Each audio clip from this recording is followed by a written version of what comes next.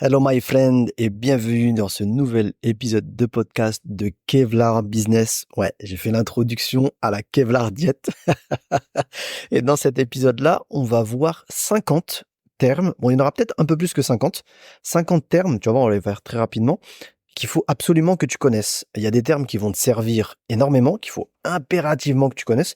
Et il y en a, c'est juste pour ta culture générale. Donc si tu es un entrepreneur et que tu débutes ou que tu as 1, 2 ou 3 ans d'expérience, il y a des termes qui sont très intéressants à connaître, comme par exemple le CRM, comme le ROI, la LTV, etc. Et on va les voir. On va voir dedans de manière simple, rapide, pour que tu puisses y voir plus clair que quand tu entendras des vidéos YouTube, quand tu verras des vidéos YouTube, quand tu écouteras des podcasts ou quand tu verras dans des formations, parce qu'il faut que tu te formes, des termes, bah ça te parlera. Tu dirais pas mince, qu'est-ce que c'est, etc. Alors on commence.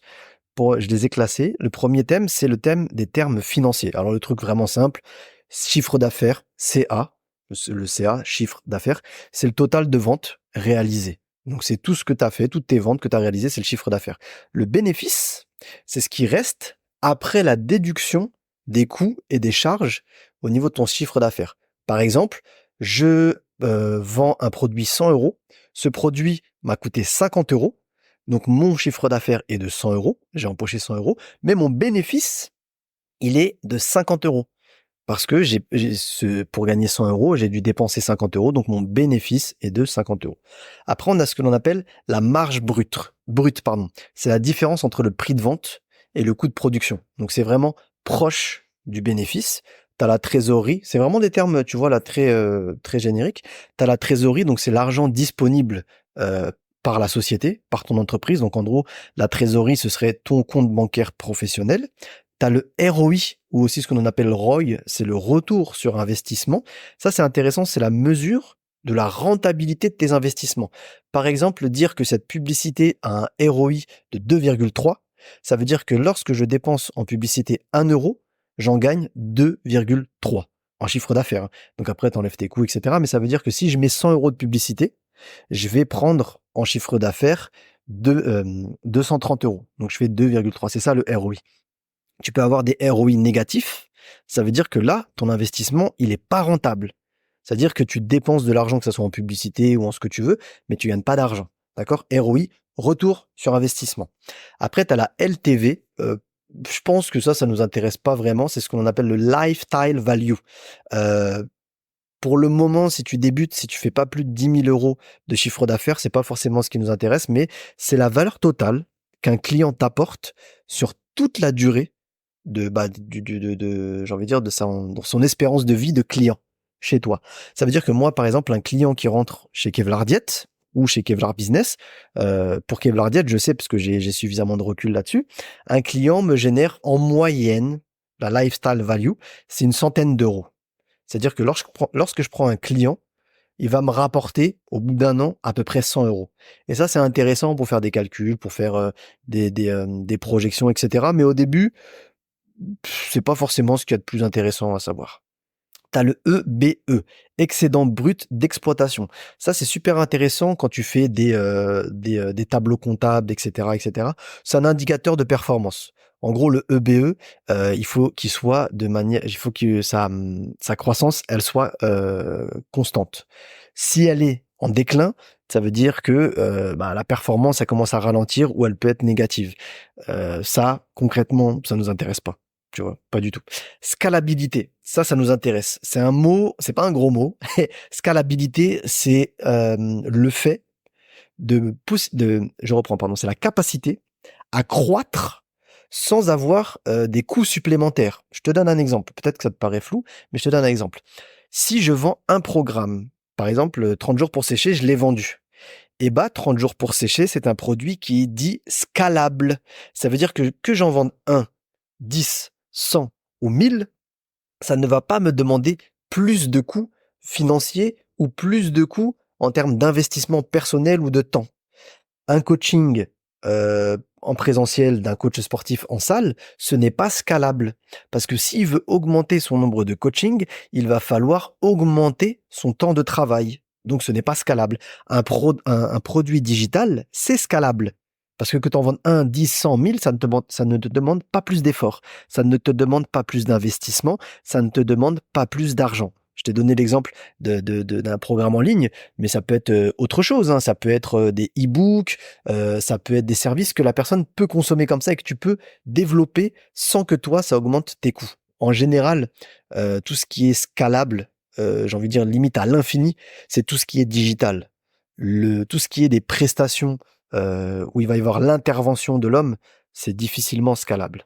Ou du moins, tu vas arriver à un moment où tu vas plafonner. C'est pour ça que le digital, c'est génial pour faire beaucoup d'argent et pour être libre de manière géographique et aussi au niveau temporel, parce que t'as pas, pour gagner plus, t'as pas besoin de travailler plus, t'as besoin de travailler mieux. D'accord? Ensuite, tu as les charges fixes et les charges variables. En vrai, ça, on le connaît tous, tu vois. Charges variables, bah, c'est si tu prends un local, si tu prends du matériel, si tu as besoin de plus de matières premières, etc. Ça, c'est les charges variables.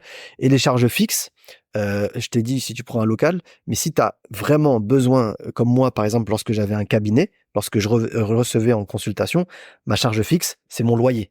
Que je fasse beaucoup ou pas beaucoup de consultations, je paye un loyer de quoi qu'il arrive. Donc ça, c'est une charge fixe. Ça ne change pas. Quoi qu'il arrive, ça change pas. Et les charges variables, c'est ça dépend de combien est-ce que toi, tu vas faire de chiffre d'affaires, combien de clients est-ce que tu vas traiter.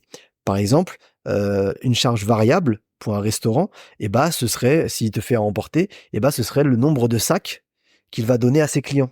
Donc ça, c'est une charge qui est variable. Plus il y a de clients, plus il va devoir donner des sacs. Et donc, plus ça va lui coûter en sacs. Mais ça, c'est pas un problème, vu qu'il a plus d'argent. C'est une charge variable. Une charge fixe, eh ben, ce serait son local qui paye le loyer dans une galerie marchande. Ça, c'est la charge fixe. Et après, on vient au cash flow. Ça, tu vas l'entendre très souvent. Toi, à moi, en vrai, on s'en fiche un petit peu. C'est le flux de trésorerie de l'entreprise. Et on a dit la trésorerie, qu'est-ce que c'est? C'est l'argent qui est disponible directement dans ton compte bancaire professionnel. Donc en gros, le cash flow, qu'est-ce que c'est? C'est les entrées et les sorties de l'argent dans l'entreprise. D'accord? Très simple. Ensuite, on va attaquer. Tu vois que là, on en a fait déjà 10. On va attaquer les termes qui sont marketing. Ceux-là, ils sont très intéressants, il faut que tu les connaisses parce qu'on va beaucoup en parler. Et moi-même, il y avait des termes que je ne connaissais pas. Alors le premier des termes, c'est lead. Peut-être que tu as déjà entendu lead magnet. Un lead, qu'est-ce que c'est? C'est un contact. Un contact, ça veut dire tu as une adresse mail, un numéro, tu connais quelqu'un, potentiellement intéressé par tes produits ou tes services. C'est aussi ce que l'on appelle un prospect.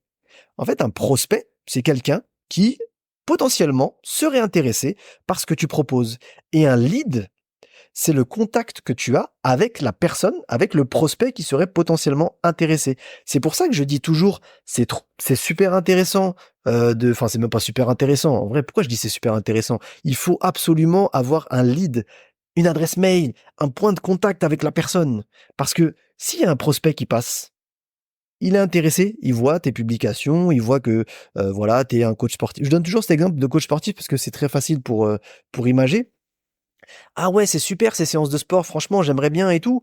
Mais la personne, tu la laisses partir. T'as même pas un contact, t'as rien. T'as même pas une adresse mail, tu peux même pas la recontacter. Et bah boum, la personne, bah jamais tu vas pouvoir la recontacter. Elle va repartir et elle ne repensera plus jamais à toi et elle ne va jamais repenser à ta solution. Pourquoi est-ce que à chaque fois tout le monde essaye d'avoir ton adresse mail? Moi-même le premier. Moi-même le premier, en fait, je te parle de ce que moi je fais. Les leads, donc une adresse mail, c'est trop important. Avoir une liste d'emails, c'est trop important. Moi, mon compte Instagram, Kevlardiet, quand il a sauté, il était quasiment à 140 000 followers. Et ben, heureusement que j'avais ma liste d'emails d'à peu près 30 000 adresses mail. Parce que sans ça, mon business, il se serait écroulé. Ça aurait été très dur. Et la liste d'emails, c'est la seule chose que tu possèdes, pardon, donc très important. Deuxième chose, lead, on a vu le lead magnet, bah c'est tout simplement quelque chose qui va attirer des leads, qui va attirer des gens potentiellement intéressés, qui va attirer ce que l'on appelle des prospects. Exemple tout bête, je vais te le donner. La dernière fois, j'étais au mall à Dubaï. Je marche, et t'as des gars qui sont avec des parfums là. Hey, do you want perfume, fragrance? Il te fait sentir des bons parfums. Ça, c'est un lead. Ça veut dire que parmi toutes les personnes qui vont marcher dans la galerie, il y a des milliers, des milliers, des milliers de personnes. Et ben la personne qui va s'arrêter juste pour sentir le parfum qui sent bon, et ben boum, là on a un contact avec la personne. On va pouvoir lui parler. On va lui dire un lead magnet et justement on va pouvoir lui faire sentir tous les parfums Tiens, regarde, c'est bon, ça sent bon, regarde. Et là, il dit, ah ouais, super. Et là, tu vas pouvoir lui montrer. En fait, c'est vieux comme le monde. Et la personne, elle va pouvoir te montrer toute la valeur de ses parfums. Pareil, la boulangerie, ça sent bon. J'ai envie de rentrer. C'est un lead magnet. Ça attire les gens qui sont gourmands, qui ont envie, qui sont séduits. Si t'as une boulangerie, ça sent rien, c'est moche, bah non, je viens pas.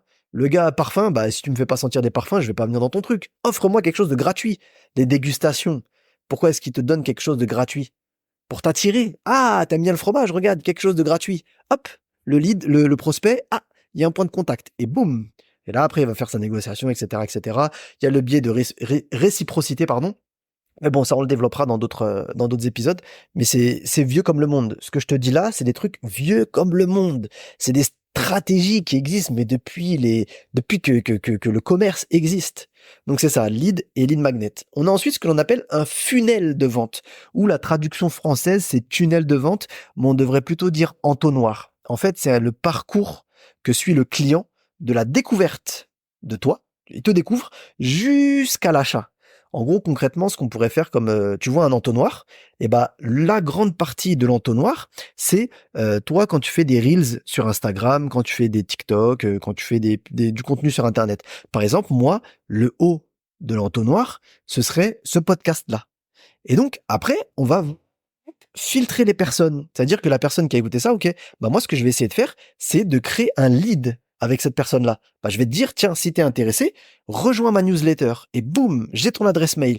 Avec ton adresse mail, ce que je vais te faire, c'est je vais t'envoyer des mails et je vais dire, regarde, si t'as ce problème-là, si t'as ci, si t'as ça, je vais te qualifier. Donc de prospect, tu vas passer de prospect qualifié et après je vais faire le filtre. Donc naturellement, hein, les gens qui sont pas intéressés par ce que tu fais, naturellement, ça va s'épurer à chaque étape. Et après, je vais te proposer le programme payant, le service payant pour après conclure la vente. C'est ça ce que l'on appelle un tunnel de vente, un entonnoir de vente, un funnel de vente, c'est ça. C'est ni plus ni moins qu'un parcours client. Je te donne quelque chose de gratuit, vraiment des trucs, du contenu gratuit sur Internet. Je vais te demander un petit engagement. En retour, moi, je te donne quelque chose d'une meilleure valeur. Je vais te montrer que j'ai la meilleure solution pour toi. Toi, tu as confiance en moi parce que tu as vu le contenu gratuit, tu as vu ce que moi je t'ai offert. Tu t'es dit, bah oui, en fait, c'est clair. Il a la solution à mon problème. Et là, je vais te proposer de acheter mon produit parce que mon produit va te permettre de résoudre ton problème. Et toi, tu vas dire, bah oui, en fait, c'est logique. Allez hop, j'achète. Et là, on arrive à la fin du tunnel. Vraiment très simple, c'est logique, c'est super. Et il faut que ça. En fait, c'est pas quelque chose de manipulateur ou quoi que ce soit. C'est juste quelque chose de logique. Tu vas pas venir dans la rue voir quelqu'un. Eh, salut toi. Ça te dirait t'as des problèmes d'internet? Ok, bah moi j'ai la solution. Non. Bah fais du contenu sur si t'es un opérateur internet. Je te dis vraiment, tu sais, je te donne des exemples pour essayer de varier un maximum. Tu fais du contenu sur les moteurs, enfin sur les boîtes, sur les box d'internet. Est-ce que toi aussi tu as ces problèmes-là? Tu savais que tu pouvais avoir cette fonctionnalité, blablabla. La personne qui est intéressée à se dire, ah, moi j'aimerais bien, ok, bah tiens, regarde, je t'offre un guide en 10 étapes pour booster ton truc internet, blablabla. Ah ouais, super. Et hop, après, peut-être la personne, elle peut vendre une formation sur comment faire pour booster sa box internet sans pour autant dépenser plus d'argent tout en restant chez soi ou sans être un geek en informatique. Et boum, t'achètes. Et donc ce sera que les personnes qui sont intéressées qui vont acheter, mais on aura fait le filtre et on va proposer ça que aux personnes qui sont intéressées. C'est ça le principe d'un funnel de vente. On a après ce qu'on appelle aussi le CTA, Call to Action. Il y a des Français qui vont parler et qui vont dire AAA, ce que l'on appelle appel à l'action. Qu'est-ce que c'est qu'un appel à l'action? C'est tout simplement toi qui va inciter la personne à faire quelque chose.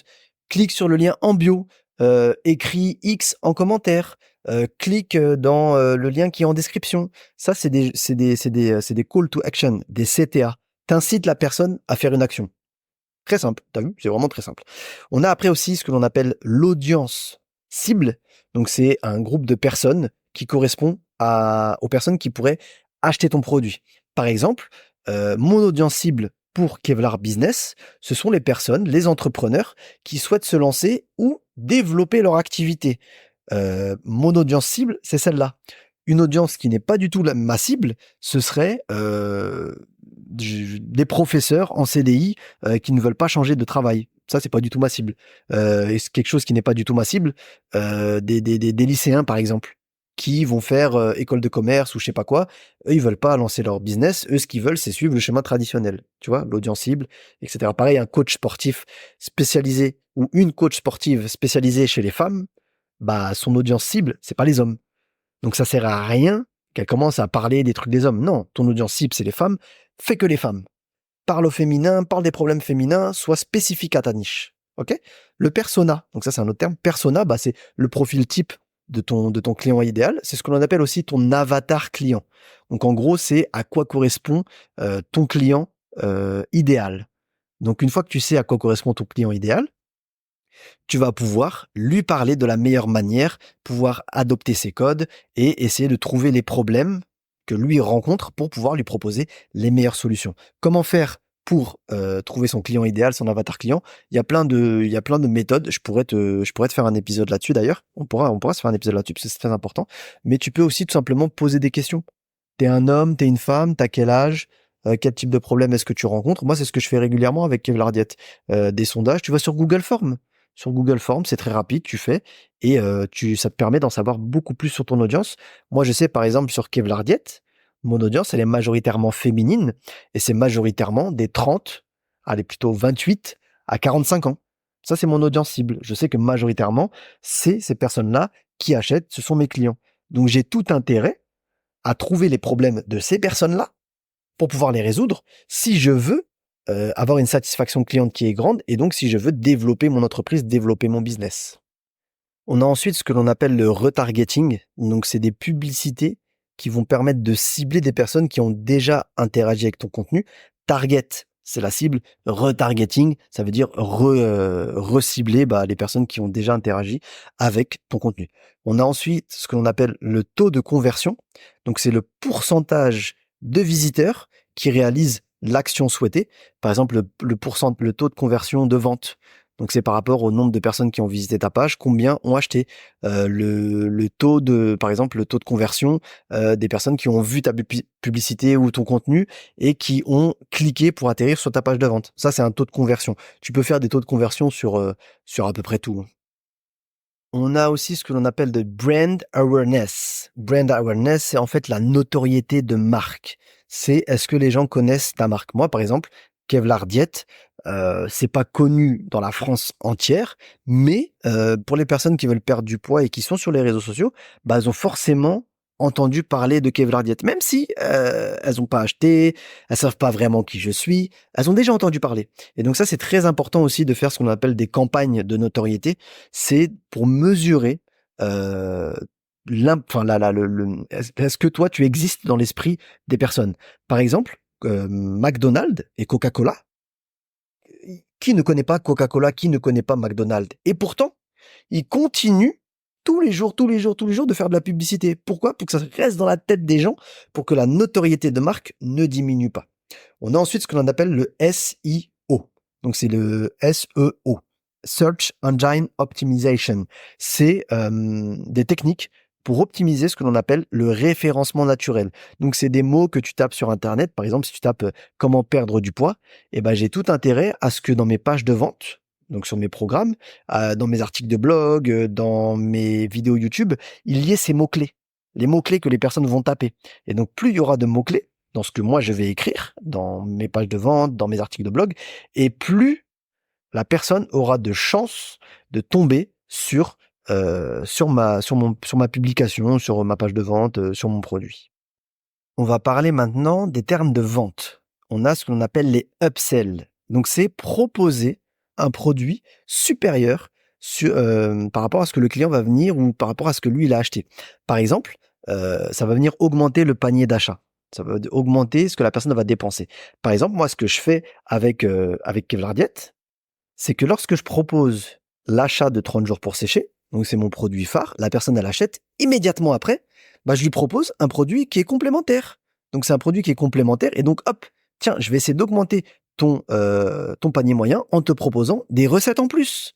Si tu es intéressé par ça, peut-être que tu vas acheter des recettes. Et pareil, si tu veux un autre produit, je vais peut-être te proposer un programme de sport. Voilà, tu as voulu perdre du poids, peut-être que tu veux faire du sport aussi à côté.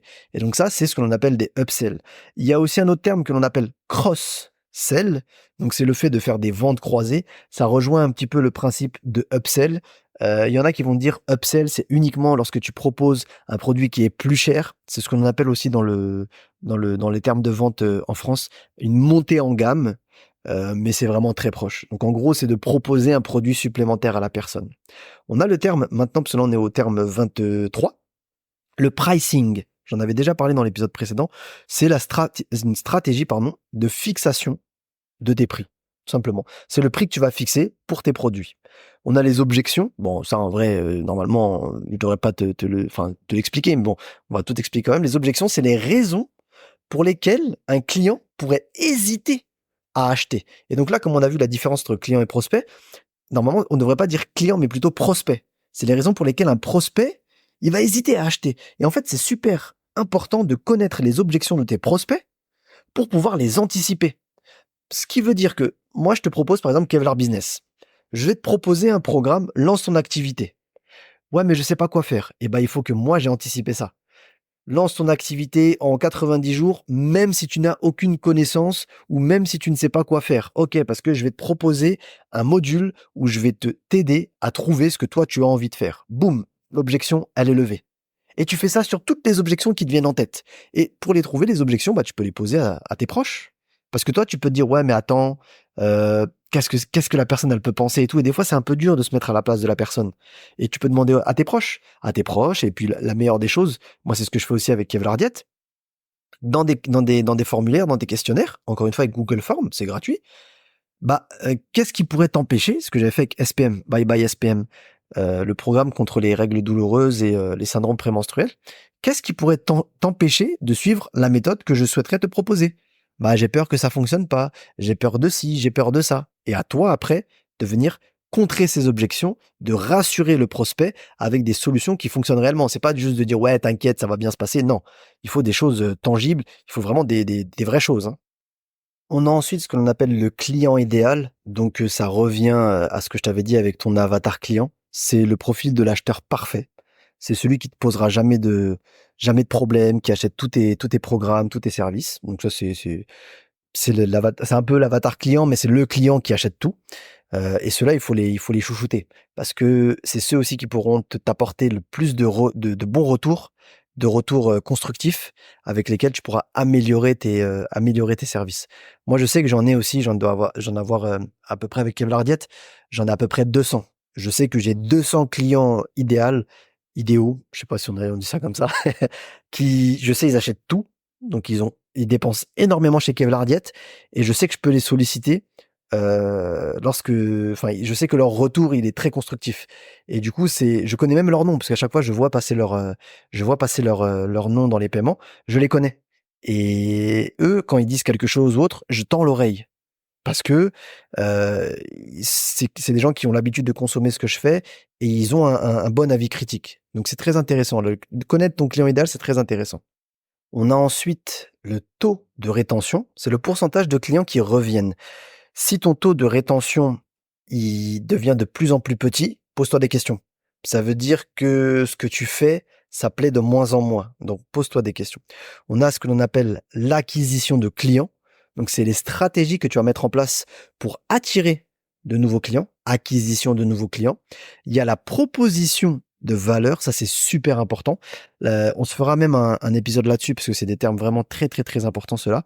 C'est comment est-ce que toi, tu vas mettre en avant la valeur de ton produit.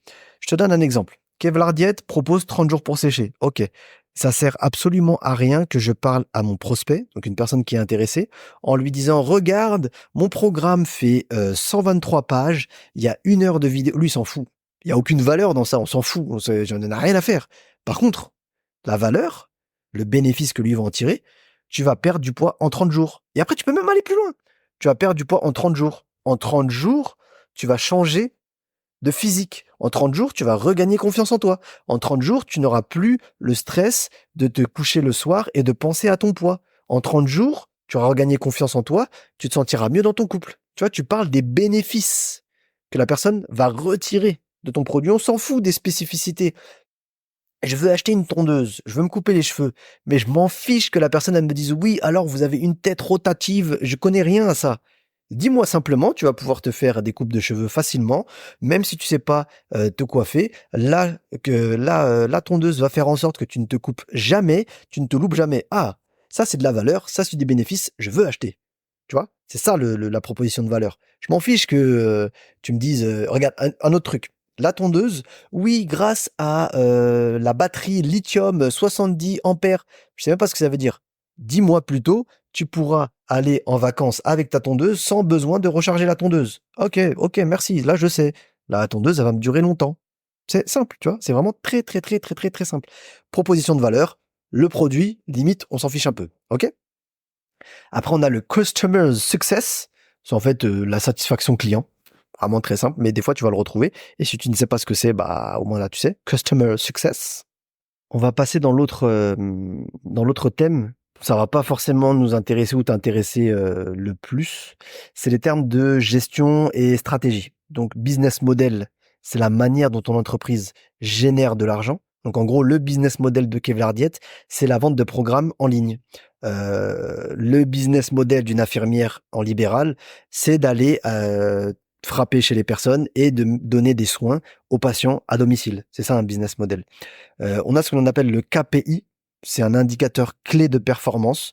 Donc c'est une mesure pour suivre les progrès de l'entreprise. On a ce que l'on appelle des objectifs SMART. Alors ça, c'est super important et je me rappelle quand j'étais cadre indépendant, on l'utilisait beaucoup. D'ailleurs, c'est là que j'avais appris ce terme-là. Ce sont des objectifs qui sont spécifiques, mesurables, atteignables, réalistes et temporairement définis. Ça veut dire qu'un objectif spécifique, je veux gagner 10 000 euros en 30 jours. C'est spécifique. Mesurable. Ok, on a dit 10 000 euros. Donc, ok, c'est bon. Et atteignable. Ok, est-ce qu'avec mon business, je peux gagner 10 000 euros en 30 jours? Si on va parler de quelqu'un comme Kevlar Diet, l'avancée, oui, c'est atteignable. Même j'aurais peut-être dû dire 20 000 euros tous les mois, parce que les 10 000 euros, je les ai déjà atteints. Donc oui, c'est atteignable. Est-ce que c'est réaliste? Bah oui, c'est réaliste, on peut le faire. Et est-ce que c'est temporellement défini? Oui, on l'a dit en 30 jours. Un objectif qui n'est pas du tout smart, ce serait de dire je veux gagner 100 000 euros par mois. Ok, d'accord, c'est un objectif qui est spécifique, je veux gagner 100 000 euros. Est-ce qu'il est mesurable? Oui. Est-ce qu'il est atteignable? Euh, En vrai, non. Pour moi, non. Est-ce qu'il est réaliste? Franchement, non. C'est un peu utopique. Est-ce qu'il est temporairement défini? Oui. Un autre exemple que je vais donner, parce que ça, vraiment, Smart, là, limite, il nécessiterait un épisode à lui tout seul. Un objectif qui n'est pas du tout smart, c'est quelqu'un qui te dirait, ouais, moi, je veux gagner beaucoup. Je veux augmenter mon chiffre d'affaires. Est-ce que c'est spécifique? Ouais, c'est spécifique au chiffre d'affaires. Est-ce que c'est mesurable? Non. Je veux augmenter mon chiffre d'affaires. Tu veux l'augmenter de combien? Plus 10, plus 15%? Tu veux gagner? C'est pas mesurable. Est-ce que c'est atteignable? Bah, ce qui ne se mesure pas, ne se débriefe pas, on peut pas l'atteindre. Comment tu veux? Ça veut rien dire. Est-ce que c'est réaliste? Ouais, c'est réaliste. Est-ce que c'est temporairement défini? Non. Donc ça, c'est pas un bon objectif. Un objectif, il faut qu'il soit spécifique, mesurable, atteignable, réaliste et temporairement défini. Je veux perdre du poids, ça veut rien dire. J'aimerais perdre 5 kilos en 30 jours. Là, c'est réaliste. J'aimerais perdre 20 kilos en 30 jours. Là, non du tout. C'est pas un objectif smart. Tu vois, c'est ça vraiment smart, c'est trop important. Et je pense qu'on fera un épisode rien que sur ça parce que c'est vraiment très, très, très, très, très important. On a ensuite ce que l'on appelle la stratégie de croissance. C'est un plan pour développer ton entreprise. On a aussi le pivot. Donc, c'est le changement de direction stratégique pour s'adapter au marché. Donc, ça, c'est le gros avantage de nous, entrepreneurs. Je pense pas que tu aies une grosse structure, que tu aies plein d'employés. Et le fait que on est limite, entre guillemets, un business minimaliste, et ben, notre capacité à nous adapter, elle est très rapide. Donc ça, c'est génial. Je te donne le contre-exemple. Lorsque j'étais cadre indépendant, moi j'avais un compte d'exploitation à peu près, c'était à combien? J'étais à peu près à, je crois, 1 million d'euros par mois. Le compte d'exploitation qui faisait, enfin, c'était énorme. Et en fait, c'était bien parce on avait des leviers énormes. Enfin, c'était très, très intéressant. Mais c'était un mastodonte. On pouvait pas changer rapidement de stratégie parce que ça demandait de demander au directeur. Le directeur, il devait demander au directeur France. Le directeur France, il devait voir la politique commerciale. C'était, ça mettait, genre, si tu voulais prendre une décision pour complètement changer le truc, ça prenait limite 6 mois. Mais sauf que 6 mois passés, la décision que tu voulais prendre, ça y est, elle est dépassée. Donc c'était très très très lent. Et nous, l'avantage de ça, c'est qu'on peut changer rapidement. Donc ça, c'est ce qu'on appelle le pivot. On a la mission et vision de l'entreprise. Ça, tout est dans le nom, c'est la valeur et les buts à long terme de ton entreprise. On a ce que l'on appelle le MVP. Donc, c'est le produit minimum viable. Donc, en gros, c'est la version initiale d'un produit pour recueillir les retours clients. C'est ce que l'on appelle aussi les versions bêta. J'en avais déjà parlé dans les épisodes précédents. C'est un crash test. Tu lances ton produit en version bêta et tu vois ce qui va pas, et avec le retour client, tu pourras améliorer ton produit. Et maintenant, on va voir les termes qui sont liés à tout ce qui est technologie, digital, etc. Le premier terme, c'est automatisation, et tu vas pouvoir aussi voir ce que l'on appelle des workflows. C'est des automatisations, tout simplement. C'est des utilisations d'un logiciel pour automatiser des tâches répétitives. Par exemple, si tu as reçu un mail après avoir rentré ton nom et ton email sur ma page de newsletter, eh bien, tu as reçu un email. Cet email-là, c'est moi qui l'ai écrit, et j'ai créé une automatisation pour qu'à partir du moment où toute nouvelle personne qui va rentrer son mail, eh ben, le logiciel, ce qu'on appelle le CRM, c'est le point qu'on va voir juste après, le CRM lui envoie automatiquement, donc c'est automatisé, lui envoie automatiquement un email avec la description. Voilà, salut, moi j'ai créé Kevlar Business, c'est Walid qui t'écrit, je te laisse le lien du podcast et on se dit à bientôt. Ça, c'est une automatisation. Chaque personne qui va rentrer son adresse mail va recevoir un email de bienvenue. C'est une automatisation. Et ça, si tu arrives à te creuser les méninges, mais on le fera ensemble, il y aura des formations sur ça, t'inquiète pas. Si tu arrives à te creuser les méninges, tu peux diminuer de 2, voire 3, si t'es pas trop bien organisé, ton temps de travail. C'est-à-dire que moi, par exemple, avec Kevlar Diet, je travaille en moyenne, franchement, en moyenne sur l'année, je dois travailler pas plus que 2 heures par jour. Et pourtant, j'ai généré 1 million de chiffre d'affaires. Parce qu'en fait, toutes les tâches répétitives qui me prennent beaucoup de temps, eh ben, j'ai pris du temps au début pour les automatiser, pour qu'à la fin, elles ne me prennent 0 temps et qu'elles soient quand même effectuées. Donc ça, c'est l'automatisation. Le CRM, je t'en parlais juste avant, c'est ce qu'on appelle le Customers Relationships Management. En gros, le CRM, c'est quoi? C'est un outil pour gérer les relations avec tes clients. Moi, par exemple, j'utilise MailerLite pour envoyer les mails. Il y a aussi, je ferai un programme là-dessus, une formation pour pouvoir utiliser cet outil qui est génial. Franchement, il est génial, c'est un truc de fou, il y a tout, il n'y a pas besoin d'autre chose. T'en as d'autres où ça va être System.io, Mailchimp, tu vas avoir ClickFunnels par exemple. Donc un CRM, c'est ça. C'est un outil pour gérer les relations avec tes clients. Dans la lignée, on a ce qu'on appelle un email marketing. Donc, c'est des emails pour attirer, fidéliser des clients. Les SaaS, ça, tu vas l'entendre, mais franchement, je pense pas que enfin, je pense pas que ça t'intéresse. Moi, ça m'intéresse pas. SaaS, c'est SaaS. Donc, c'est des Software as a Service. Service. En gros, c'est des logiciels, qui sont disponibles via un abonnement en ligne. Par exemple, Adobe, bah, c'est un SaaS. Les personnes, elles payent un abonnement pour Adobe pour faire du montage. Qu'est-ce que je peux te donner d'autre? Les gens qui payent Spotify, l'abonnement Spotify par exemple, c'est un SaaS. C'est un logiciel que les gens payent pour pouvoir l'utiliser. Super simple. Qu'est-ce que je vais donner? L'IA, l'intelligence artificielle, classique. Le CRO, c'est le Conversion Rate Optimization. En gros, c'est des techniques pour améliorer le taux de conversion de ce que tu veux, hein, le taux de conversion, du taux d'ouverture, le taux de paiement. C'est le CRO, c'est des techniques pour améliorer le taux de conversion. De ce que tu veux, hein, de ce que tu veux.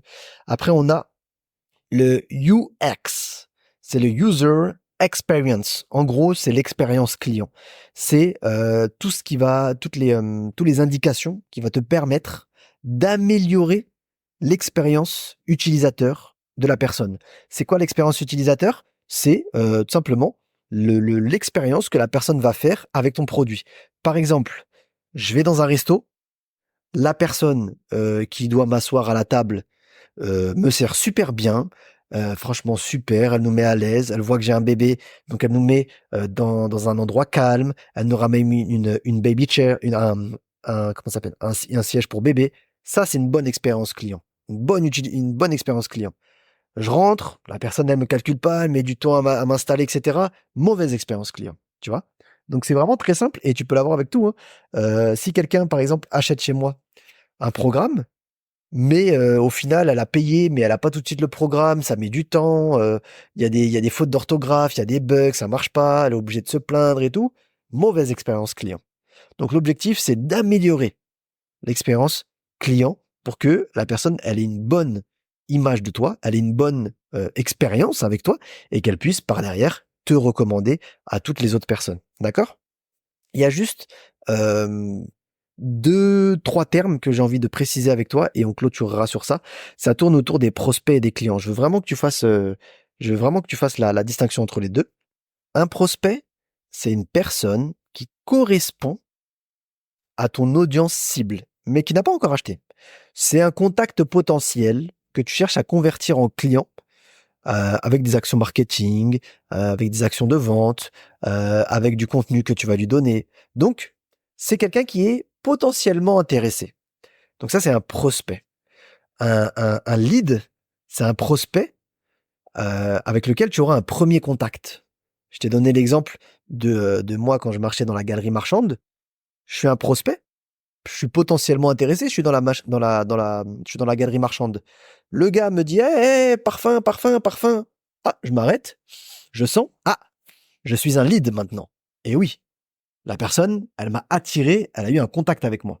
Et après, il faut qu'elle arrive à conclure la vente pour que je devienne un client. Donc un client, c'est une personne qui a déjà acheté un produit ou un service chez toi. Ce qu'il faut savoir, c'est que un client aura tendance à acheter beaucoup plus facilement une seconde fois, une troisième fois chez toi que quelqu'un qui n'a jamais acheté. C'est pour ça qu'un client dépensera toujours plus d'argent chez toi qu'un prospect qui n'a jamais acheté et qui achète une fois et que tu dis, ah, vas-y, je veux augmenter mon chiffre d'affaires en gagnant plus de clients. C'est plus facile de vendre à des gens qui ont déjà acheté chez toi. Donc, c'est plus facile de vendre à des clients qui existent déjà chez toi que de convertir des prospects en clients de nouveau. T'as compris ce que je veux dire? C'est plus facile à vendre à des gens qui ont déjà acheté chez toi que de vendre à des personnes qui n'ont pas encore acheté chez toi. C'est pour ça que dans tes stratégies, mais ça pareil, on fera des épisodes dessus, même des formations. Euh, des fois, tu dis, ouais, mais moi, je veux gagner plus de clients, plus de clients. C'est peut-être pas la solution, hein. La solution, peut-être, c'est de servir de la meilleure manière les clients qui existent déjà chez toi. Par exemple, Kevlar Business, là, les formations que je vais sortir, c'est pour lancer son activité. Et bah peut-être que après, c'est même pas peut-être, c'est ce que je vais faire et c'est ce qu'il faut faire. La personne, elle a lancé son activité. Elle a déjà acheté chez moi. J'ai pas besoin de me casser la tête à essayer de gagner des nouveaux clients. Les clients que j'ai acquis dès le début, eh ben, il faut que maintenant, je leur propose des nouvelles solutions aux nouveaux problèmes qu'elles vont rencontrer. Ah bah, je veux lancer mon activité maintenant. Comment je fais pour héberger ma formation, mon service, mon produit? Ah ok, j'ai réussi à faire ça. Maintenant, comment je fais pour vendre mieux mon service? Les techniques marketing, comment je fais pour connecter avec mon audience, comment je fais pour rédiger des pages de vente, comment je fais pour créer encore mieux ma boutique en ligne, le copywriting, etc., etc. Et donc, c'est pour cela que c'est plus facile de vendre à un client existant que de séduire quelqu'un qui n'a pas encore acheté chez toi. D'accord? Donc après, donc je t'ai dit la différence entre prospect et client et la différence entre prospect qualifié et prospect non qualifié. Un prospect qualifié, c'est un contact. Pardon, c'est pas un contact, c'est une personne qui a montré un intérêt. Un prospect non qualifié, par exemple, moi, lorsque je marchais dans la galerie marchande, en fonction de mes habits, en fonction de si je porte déjà du parfum, en fonction de comment je suis, la personne, elle peut voir si je suis qualifié ou pas. Si la personne, elle vend du parfum, et il y a une personne qui passe, et franchement, c'est pas cool de dire ça, mais tu sais, la personne, genre, c'est un clodo, c'est un SDF. Bah, c'est pas un prospect qualifié. Lui, le clodo, le SDF, il s'en fiche complètement de ton parfum. Lui, ce qu'il veut, c'est bouffer. Donc, c'est pas un prospect qualifié. Tu vois ce que je veux dire? Un autre exemple, tu vends des produits pour femmes enceintes. Un prospect qualifié, c'est une femme enceinte qui passe devant toi. Ça, potentiellement, c'est un prospect qualifié. Des lycéens, c'est pas des prospects qualifiés. C'est des je sais même pas si c'est des prospects parce que tu vas dire oui, alors peut-être qu'il va acheter pour faire un cadeau. Ouais, mais bon, ils sont pas qualifiés.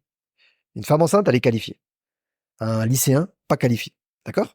Et puis après, tu as la notion aussi de température. Prospect chaud, prospect froid. Un prospect froid, c'est une personne qui ne te connaît pas encore. La personne, elle n'a pas eu d'interaction avec ton contenu, elle n'a pas montré d'intérêt réel avec ce que tu fais, elle sait pas qui tu es, elle sait pas avec qui t'as. Bref, elle te connaît pas vraiment. Un prospect chaud, c'est quelqu'un qui te connaît.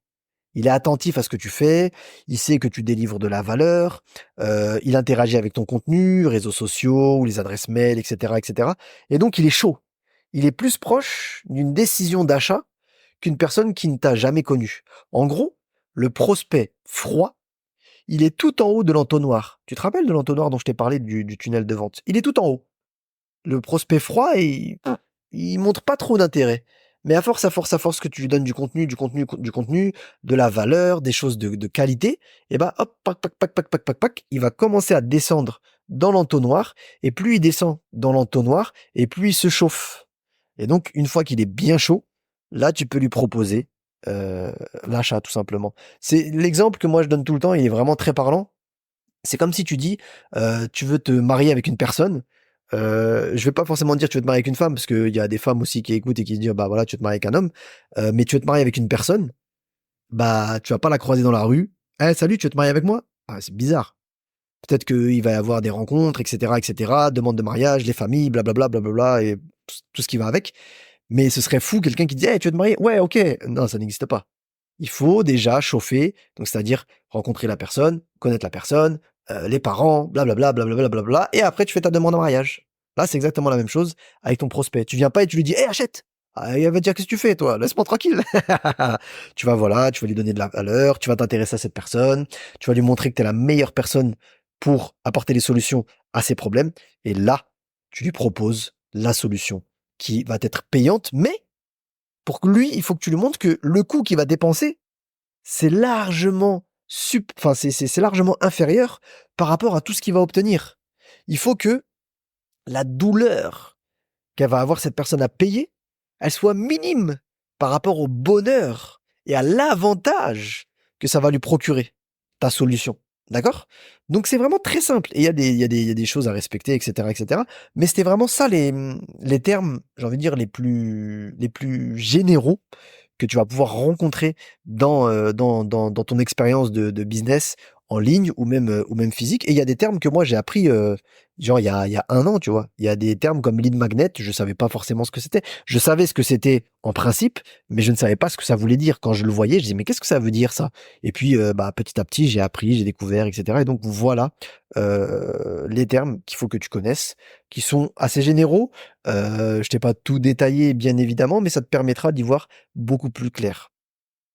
Maintenant, tu sais à peu près tout. J'espère que ça t'a plu. C'était un épisode comme ça, voilà, assez, j'allais dire rapide, mais bon, il a fait quand même 43 minutes. Si ça t'a plu, n'hésite pas à le noter. Je sais que sur Apple Podcast, on peut le noter. Tu as le lien de la newsletter qui est en description. C'est très, très, très important. Tu vois, ça, c'est un lead. Tu vois ce que je te dis? Je te, je te dis ce que moi je fais. Et je te conseille ce que moi je fais, ce que je mets en place. C'est toujours important de laisser un lead magnet. Inscris-toi à la newsletter, comme ça je pourrais te recontacter. Si tu es allé jusqu'à la fin de ce podcast, c'est que ça t'intéresse. Et donc c'est que les solutions que je vais pouvoir t'apporter, elles sont efficaces, elles vont t'aider. Et donc moi je sais ça. Mais peut-être que toi tu ne le sais pas encore. Donc il faut que j'ai ton adresse mail pour pouvoir te dire plus tard, quand j'aurai la solution pour toi, eh regarde, tu te rappelles, je t'ai appris ça, ça, ça, ça, ça. Tu peux me faire confiance dans la résolution de tes problèmes. Maintenant, j'ai la solution à ton problème. Et toi, tu vas dire, ah mais oui, je me rappelle, j'ai écouté ces podcasts à Walid. Il m'a aidé à déjà juste gratuitement à solutionner mes problèmes. Et ben là, il a une solution vraiment complète. Elle me paraît bien. Je l'achète.